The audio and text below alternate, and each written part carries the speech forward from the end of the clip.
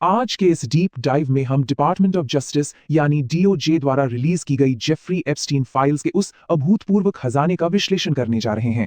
हम अपना फोकस सिर्फ तथ्यों पर रखने वाले हैं कि आखिर सिस्टम कहां फेल हुआ और इसका असल कानूनी असर क्या हो रहा है। तो चलिए सीधे शुरू करते हैं। आगे बढ़ने से पहले जल्दी से देख लेते हैं कि हम क्या कवर करने वाले हैं। 30 लाख डॉक्यूमेंट्स का मैसिव डंप, सिस्टम की गलतियां और रिडैक्शन फेलियर्स, उस ग्लोबल एलीट नेटवर्क का सच और इसका रियल टाइम लीगल फॉलआउट। पहला हिस्सा द 3 मिलियन डॉक्यूमेंट डंप। शुरुआत करते हैं उस मेन ट्रिगर से जिसकी वजह से यह सब बाहर आया, एप्स्टीन फाइल्स ट्रांसपेरेंसी एक्ट। इसी एक्ट ने डीओजे को अपने रिकॉर्ड्स पब्लिक करने पर मजबूर किया। और ये नंबर देखिए, 30 लाख, 3 मिलियन पेजेस के डॉक्यूमेंट सार्वजनिक किए गए हैं। ये डेटा इतना विशाल है, मतलब इतना ज्यादा कि इसने शुरुआती दौर में तो खुद रिलीज प्रोसेस को ही स्लो डाउन कर दिया था।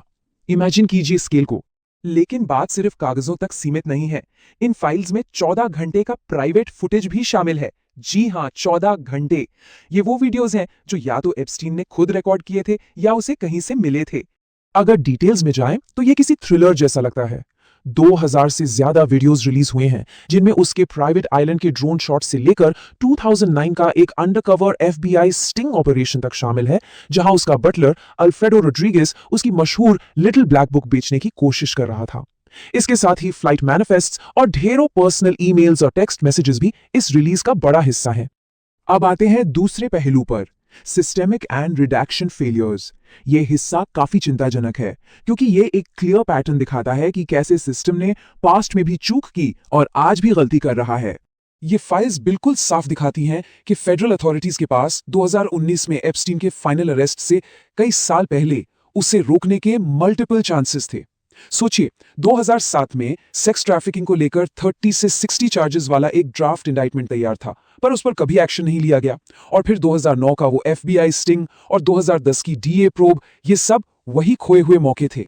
यहां तक कि एप्स्टीन की मौत वाली रात के जेल सर्वेलेंस फुटेज पर भी ऑफिशियल रिपोर्ट्स आपस में नहीं मिलती। एक तरफ एफबीआई कहती है कि वीडियो में दिखने वाला ऑरेंज शिप शायद एक कैदी था, वहीं इंस्पेक्टर जनरल का मानना है कि वो एक ऑफिसर था जो ऑरेंज बेडिंग ले जा रहा था। मतलब एक ही इवेंट पर अलग अलग कंक्लूजन्स। और अगर हम आज की बात करें तो डीओजे के इस मैसिव डॉक्यूमेंट ड्रॉप में एक बेहद बड़ी और सच कहा जाए तो काफी शर्मनाक गलती हुई।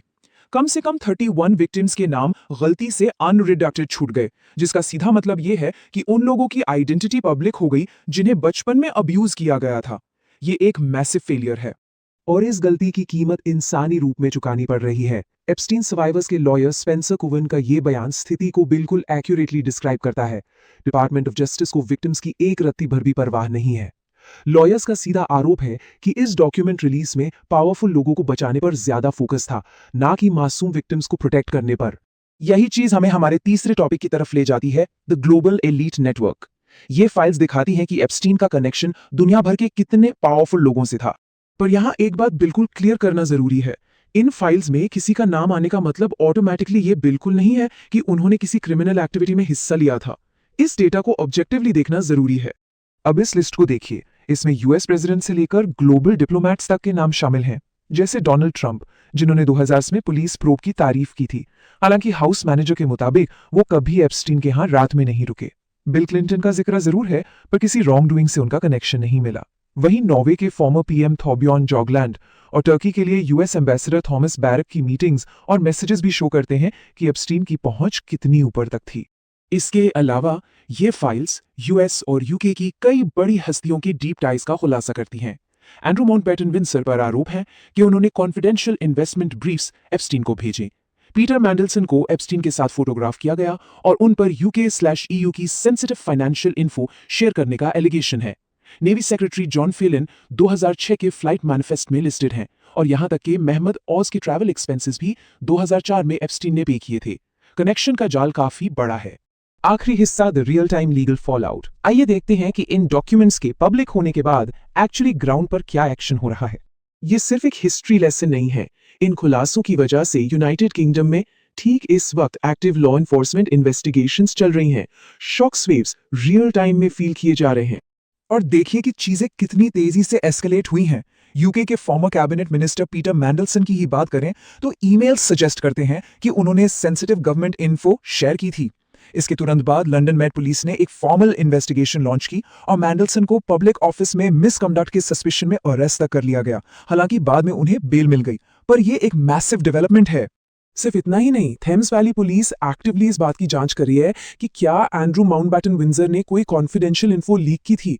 और काफी इंटरेस्टिंग बात यह है कि किंग चार्ल्स ने ओपनली कहा है कि वो इस पुलिस प्रोब को सपोर्ट करने के लिए तैयार हैं।